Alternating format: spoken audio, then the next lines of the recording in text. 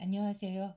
오늘 소개해드릴 작품은 김성종 추리소설 이상한 죽음입니다. 네, 여기 김성종 작가의 얼굴이 나와 있죠. 역시 1987년에 88년 1월에 묶여져 나온 행림출판사의 한국 우수추리 단편 모음집에 실린 작품인데요. 김성종 작가의 단편은 항상 읽을 때는 애게 기대했다가 실망을 하거든요. 근데 읽고 나서 시간이 지나면 자꾸만 생각이 나는 거예요. 이 작품도 그랬습니다. 네, 어떤 이상한 죽음인지 지금부터 바로 낭독 시작하겠습니다. 김성종 추리소설 이상한 죽음. 그의 이름을 여기서 밝힐 필요는 없을 것 같다. 그를 간단히 K라고 부르자. 아무래도 K라고 부르는 것이 적당할 것 같다. 왜냐하면 그는 돈을 받고 사람을 죽여주는 킬러였기 때문이다. 그러니까 그의 머리 글자를 따서 부르는 것도 그다지 틀린 호칭은 아닐 것이다. 사회가 복잡해지다 보니까 이 세상에는 별 직업이 다 있다. 돈을 받고 사람을 전문적으로 죽여주는 살인 청부업도 현대의 메커니즘이 빚어낸 기이한 작업 중의 하나다. 물론 법적으로 보장된, 그래서 사업자 등록증을 벽에 걸어두고 정기적으로 세금을 내는 직업은 아니지만 아무튼 법의 손길이 미치지 않는 그늘진 직업인 것만은 틀림없다. 그런 직업은 얼마든지 있다. 소매치기, 강도, 사기, 제비족, 포주 등등. K는 5년 전 살인범으로, 그것도 9명이나 되는 사람들을 살해한 흉악범으로 체포되어 대법원에서 사형 확정 판결을 받아 이미 사형대의 이슬로 사라지고 없는데, 내가 그를 알게 된 것은 교도소 감방에서였다. 그 당시 나는 부끄럽게도 사기범으로 복역 중이었고, 그는 사형 확정 판결을 받고 거의 뜬 눈으로 밤을 지새우며 이제나 저제나 하고 형 집행 날짜만 기다리고 있었다. 우리는 같은 감방에 함께 수용되어 있었고, 누가 먼저랄 것도 없이 서로 호감을 가지게 되어 나중에는 이 세상에 둘도 없는 친구가 되어버렸다. 지금 곰곰이 생각하면 이상한 인연이랄 수 있었다. 일단 사형 확정 판결을 받고 난 그는 하루가 다르게 무섭게 말라갔다. 그는 공포심을 극복해 보려고 길을 썼지만 초인이 아닌 이상 그것은 불가능한 일이었다. 그렇다고 그가 다른 사형수들처럼 종교에 귀의한 것도 아니었다. 종교에 귀의하는 것을 자기 기만이라고 생각한 그는 홀로 죽음과 부딪혀 괴로워하다가 죽음을 맞이했던 것이다. 나와는 둘도 없는 친구였으면서도 그는 자신의 출신 성분이며 집안 이야기, 자라온 과정 따위는 한마디도 비치지 않았다. 하물며 사람을 9이나 죽인 청부 살인업자가 될 수밖에 없었던 이야기에 대해 말해줄 리가 있겠는가. 그는 완전히 베일 속에 가려진 채 이 세상을 하직했던 것이다. 그러나 그가 말해준 것이 딱 하나 있다. 그것도 청부 살인에 관한 것이다. 그가 나에게 이야기해준 그 청부 살인은 그가 생전에 저지른 9건의 청부 살인 중 맨 마지막에 해당되는 것으로 자살과 타살이 하나의 등식으로 성립될 수도 있다는 참으로 소설 같은 묘한 이야기였다. 복도를 뚜벅뚜벅 걸어오는 구둣발 소리에 귀를 기울이며 죽음의 공포에 사로잡혀 하얗게 지새우던 긴긴 겨울밤의 K의 모습을 나는 지금도 잊을 수가 없다. 다음은 눈이 하얗게 내리던 날 밤 그가 식은땀을 흘리며 마치 꿈속에서처럼 작은 소리로 나에게 속삭여준 처음이자 마지막 이야기다. 케이는 어느 날 아침 좀 묘한 느낌이 드는 조그만 신문 광고 하나를 발견했다. 신문 한 귀퉁이에 조그맣게 실린 그 광고의 내용은 다음과 같았다. 무슨 일이든지 가리지 않고 할 수 있는 사람을 구합니다. 능력 있는 사람에게는 언제나 일거리가 준비되어 있습니다. 아름다운 추억이 될 수 있는 일거리까지도. 전화번호 땡땡땡 땡땡땡땡. 아름다운 추억이 될 수 있는 일거리라고? 그는 고개를 갸우뚱했다. 지난 2년 동안 그는 일거리가 없어서 아무 하는 일 없이 빈둥빈둥 놀아왔다. 그는 다른 일은 할 줄도 몰랐고 하려 들지도 않았다. 그에게 일을 부탁해 오던 조직으로부터는 더 이상 주문이 없었다. 조직은 무너졌거나 다른 사람을 고용하고 있거나 둘 중 하나일 거라고 그는 생각했다.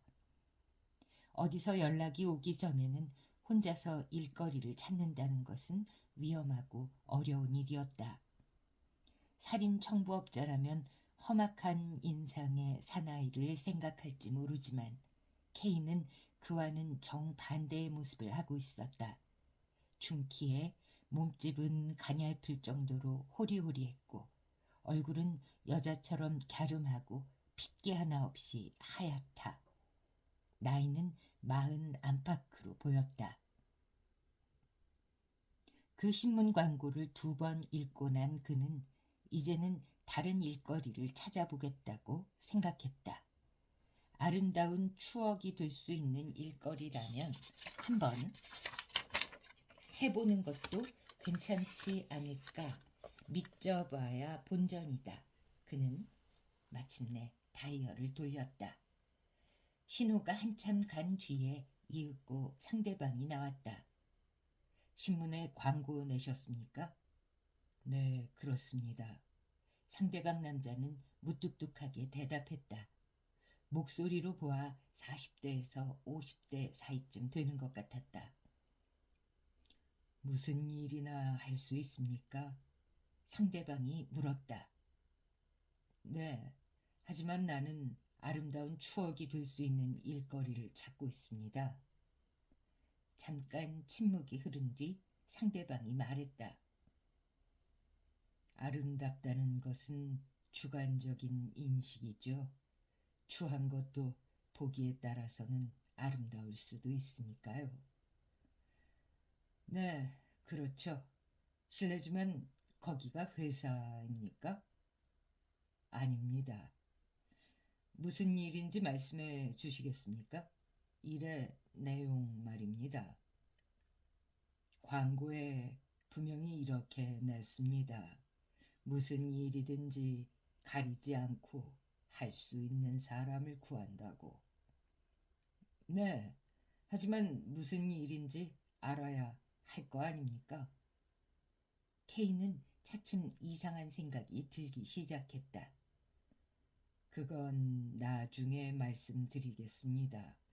우선 무슨 일이든 할 수 있는지 그것부터 알고 싶습니다. 이건 매우 힘든 일이거든요. 할 수 있습니다만 보수가 문제죠. 케이는 별로 자신이 없는 듯 말했다. 보수요? 네, 나는 비싼 편입니다. 얼마짜리를 맡아보셨나요? 보통 1억입니다. 케이는 가볍게 대답했다. 침묵이 흘렀다. 조금 긴 침묵이었다. 잠시 후 침묵을 깨고 상대방이 다시 물어왔다. 비싸군요. 그런 일을 많이 해보셨나요? 아니요, 많지는 않고 몇 건 처리해봤습니다. 모두 아름다운 추억이 될 수 있는 일이었나요? 네, 도대체 1억 원짜리 일이란 어떤 일인가요? 나는 신문 광고를 보고 무슨 일거리인지 알고 싶어서 전화를 걸었습니다. 내가 해야 할 질문을 그쪽에서 하다니 좀 이상하군요. 하하, 이야기를 하다 보면 그럴 수도 있지요. 1억짜리 일이란 인간이 할 수 있는 마지막 일을 말합니다. 인간이 할 수 있는 마지막 일이라. 무슨 일인지 알 것도 같군요. 좋습니다. 비로소 능력 있는 분을 만난 것 같군요. 수고스럽겠지만 내일 다시 한번 전화를 걸어 주시겠습니까? 다른 전화번호를 알려드리겠습니다. 사용하고 있는 이 전화번호는 내일이면 주인이 바뀝니다. 알겠습니다. 암호를 말씀해 주시겠습니까? 암호라, 가을의 눈이요? 가을의 눈.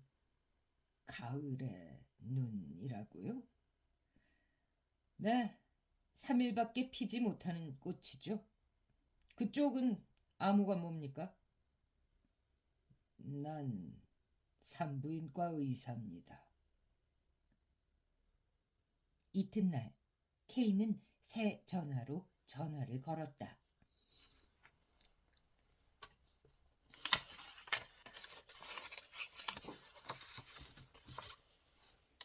가을의 눈.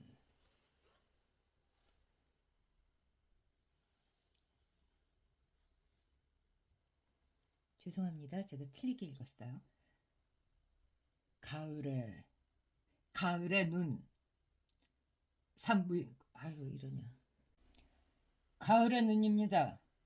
산부인과 닥터입니다. 어제와 같은 목소리가 대답했다. 무슨 일인지 말씀해 보십시오. 1억 원짜리 일이란 사람을 죽이는 일이 아니었나요? 그렇습니다. K는 대수롭지 않게 대답했다. 그렇다면 이야기가 되겠군요. 닥터가 안심한 듯 말했다. 바로 그 일입니까? K가 놀라서 물었다. 네, 바로 그 일입니다. 이럴 수가. K는 낮게 신음했다. 그는 다른 일거리를 원했다. 2년 동안이나 쉬고 있었기 때문에 이제는 그 일이 낯설게 느껴지고 왠지 자신이 없었다. 제거해야 할 인물은 남자입니다. 그를 X라고 합시다. 나는 X를 제거하지 않으면 안 됩니다. 그를 제거하려고 별러왔지만 혼자 힘으로는 불가능했습니다. 그를 제거하지 않으면 난 자살할 수밖에 없습니다. X를 제거해주는 대가로 1억 원을 드리면 되겠습니까? K는 한참 생각해보고 나서 대답했다. 네, 좋습니다. 착수하기 전에 선금을 부탁합니다. 얼마나 드릴까요? 절반은 주셔야죠. 5천이나 말입니까? 어떻게 믿고 5천이나 먼저 드리지요? 믿을 수 없는 건 나도 마찬가지입니다. 이런 일은 상대를 의심하면 성사될 수 없습니다. 정 의심이 가신다면 가을의 눈에 대해서 알아보십시오. 수소문하면 알아볼 수 있을 겁니다. K는 자신이 거래하고 있는 은행의 온라인 보통예금 계좌 번호를 일러주었다. 이 계좌 번호에다 입금시켜 주십시오. 나머지는 일을 끝낸 다음에 받겠습니다. 일을 끝내는 데는 얼마나 걸립니까? X가 국내에 있다는 조건 하에서 한 달 정도면 됩니다. 무기는 뭘 사용합니까? 그런 것까지 알 필요가 있을까요? 네, 도움이 될 수 있을지도 모르니까요. 난 칼을 사용합니다.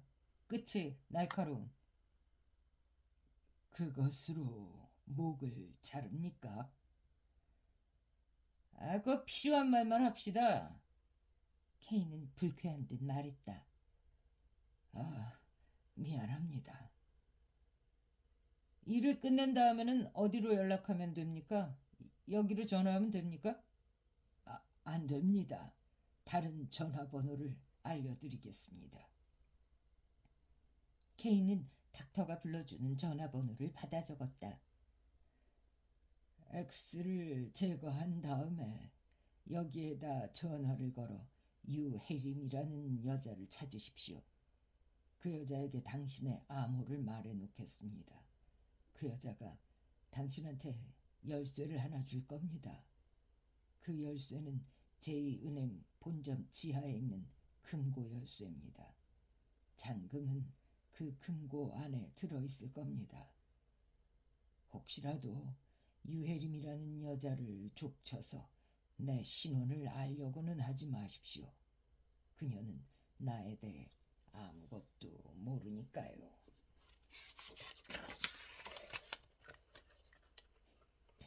그런 짓은 하지 않습니다. X에 대한 자료는 준비되어 있나요? 네, 준비되어 있습니다. 어떻게 전해드릴까요? 중앙사선 1925번으로 보내주십시오.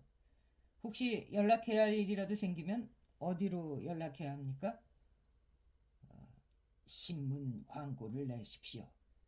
가을의 눈을 사실 분을 찾는다는 광고 말입니다.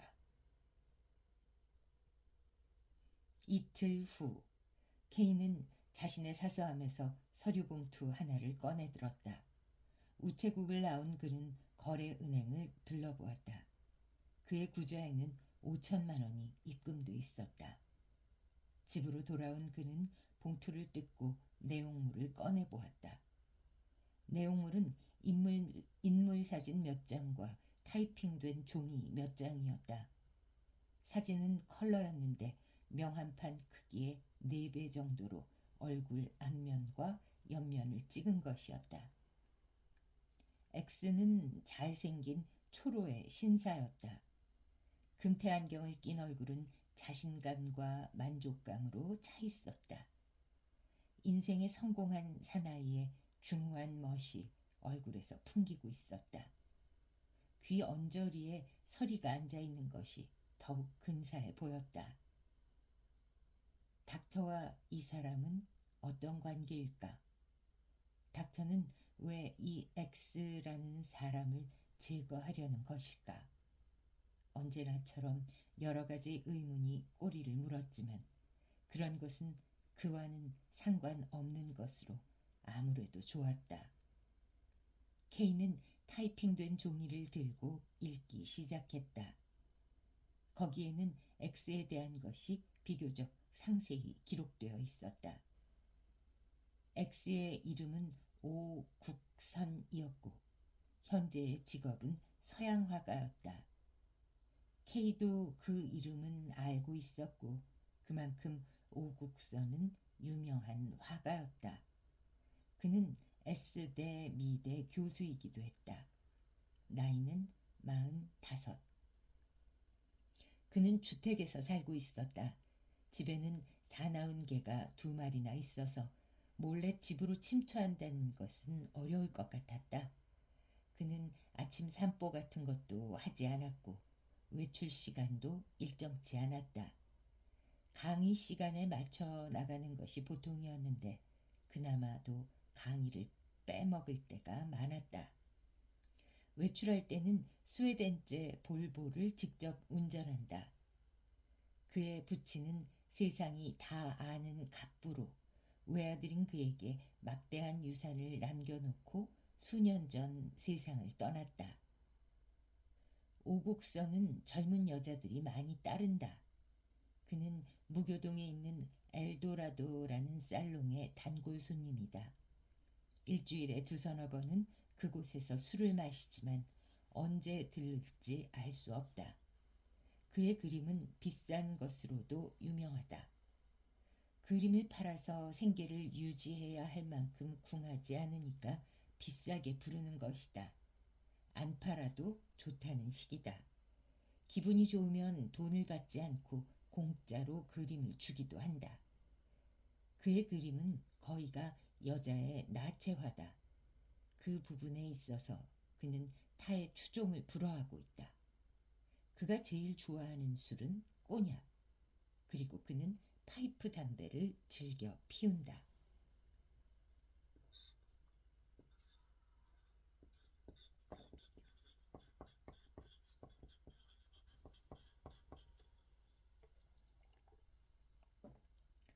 그날은 아침부터 비가 내렸다. 밤이 되자 비는 더욱 세차게 내렸고 거기다 바람까지 불기 시작했다. 오국선은 12시 조금 지나 엘도라도를 나왔다. 술에 만취된 상태였지만 그는 언제나처럼 주차장에서 볼보를 끌어냈다. 그는 취한 상태에서 운전할 때가 많았지만 지금까지 접촉사고 한 번 없었다. 1년 전에 아내가 죽고 나서부터 그는 부쩍 술을 많이 마시기 시작했다. 조심하세요. 호스티스가 밖에까지 나와 그를 향해 손을 흔들었다. 그의 운전 경력은 거의 10년 가까이 되기 때문에 운전 솜씨는 아주 뛰어났다. 빗속을 헤치며 달린 지 30분쯤 되었을 때 그는 갑자기 바뀐 붉은 신호등을 보고 급브레이크를 밟았다. 거의 동시에 뒤쪽에 쿵 하는 충격을 느꼈다. 그는 차에서 내려 뒤로 돌아가 보았다. 볼보의 뒷부분이 보기 흉하게 찌그러져 있었다. 그러나 뒤에서 돌진해 들어온 택시는 그야말로 앞부분이 납작하게 우그러져 있었다. 앞유리창까지도 모두 박살이 나 있었다. 차 속엔 다행히 운전사밖에 없었다. 찌그러진 문을 열고 택시 운전사가 내렸다. 그는 절뚝거리며 볼보 주인 쪽으로 걸어왔다. 충돌 직전에 핸들을 급히 왼쪽으로 꺾었기 때문에 운전석은 격심한 충격을 피할 수 있었고 운전사는 목숨을 구할 수 있었던 것이다. 오국선은 안도의 한숨을 내쉬며 택시 운전사를 바라보았다. 중키의 가냘픈 몸매의 중년 사내였다. 다친 데는 없습니까? 괜찮아요. 그런데 갑자기 차를 세우는 법이 어디 있어요? 그렇게 갑자기. 운전사는 몹시 화가 나 있었다. 뒤에서는 차들이 클렉션을 울려댔다. 우선 차를 한쪽으로 세웁시다. 그곳은 교통순경이 없는 비교적 한적한 강변도로였다. 그들은 차를 길 한켠으로 옮겨놓았다. 나는 신호등을 보고 브레이크를 밟은 것뿐입니다. 잘못한 건 하나도 없습니다. 비바람이 그의 얼굴을 후려치고 있었다. 뭐라고? 잘못한 게 없다고? 외제차를 몰고 다니니까 눈에 뵈는 게 없냐?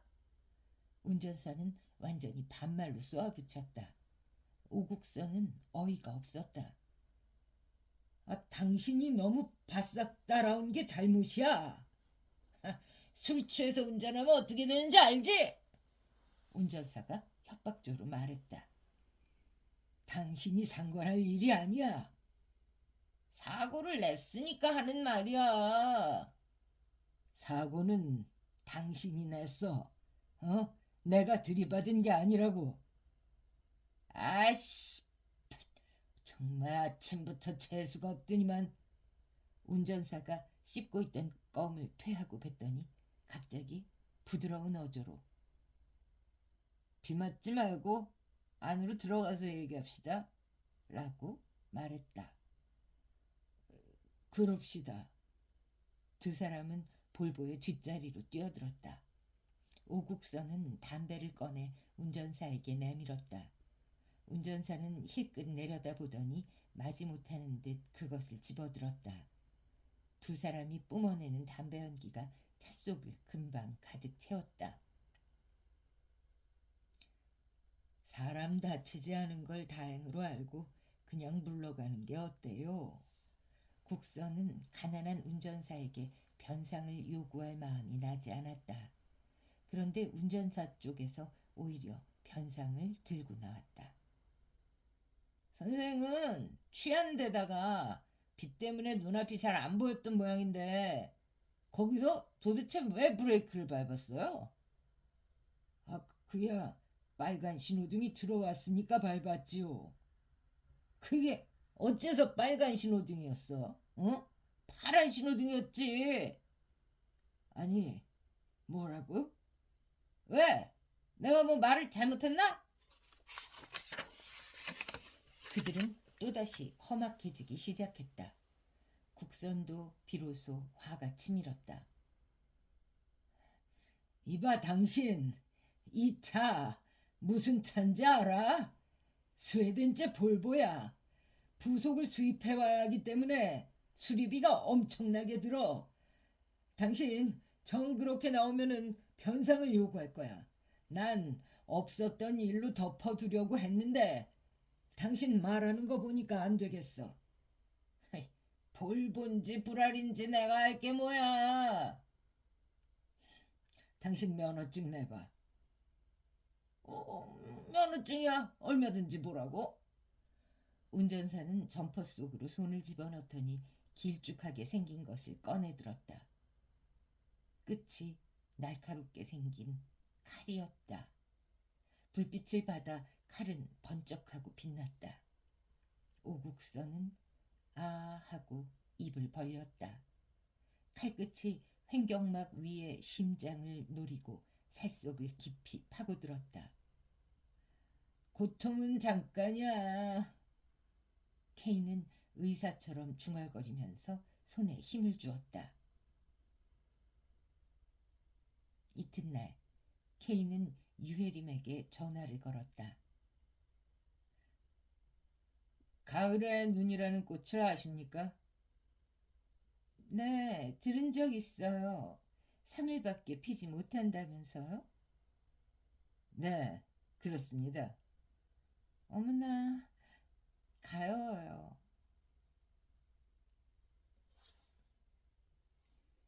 매력적인 목소리였다. 그는 그녀를 만나보고 싶은 것을 억누른 채 말했다. 중앙사선 1925번으로 열쇠를 우송해 주십시오. 이틀 후 그는 자신의 사서함을 통해 열쇠를 받았다. 열쇠와 함께 카드도 한 장 동봉되어 있었다. 그것은 제2은행 본점 지하에 있는 금고를 이용하는 고객의 비밀 카드였다. 우체국을 나온 그는 바로 제2은행 본점으로 향했다. 지하금고 입구에는 2명의 경비원이 지키고 있었다. 카드를 제시하자 경비원이 철책문을 열고 안으로 그를 안내했다. 안에는 철제 서랍형의 금고가 벽면을 채우고 있었다. 각 서랍에는 고유 번호가 붙어 있었다. 경비원이 먼저 열쇠를 꺼냈다. 그는 서랍의 한쪽 열쇠 구멍에 열쇠를 꽂은 다음 왼쪽으로 돌렸다가 잡아 뺐다. 열쇠의 구멍은 2개였다. 케인은 나머지 구멍에 자신의 열쇠를 꽂았다. 경비원이 물러가자 그는 열쇠를 돌린 다음 서랍을 잡아당겨 보았다. 서랍이 부드럽게 빠져나왔다. 안에 봉투가 하나 있었다. 봉투를 열어보았다. 편지와 함께 500만 원짜리 수표 10장이 들어있었다. 그는 편지를 꺼냈다. 백지에 만년필로 다음과 같은 내용이 적혀 있었다. 나를 죽여주느라고 수고가 많았습니다. 권태에 빠진 나는 자살하고 싶었지만 스스로 목숨을 끊을 수가 없었습니다. 그래서 이 같은 방법을 생각해냈던 거죠. 방법이야 어떻든 나는 결국 자살한 거고 당신은 사람을 죽인 셈이요. 사람을 죽였으니 벌을 받아야겠지요. 케인은 돌아섰다. 그때 철책문이 소리도 없이 스르르 닫히고 있었다.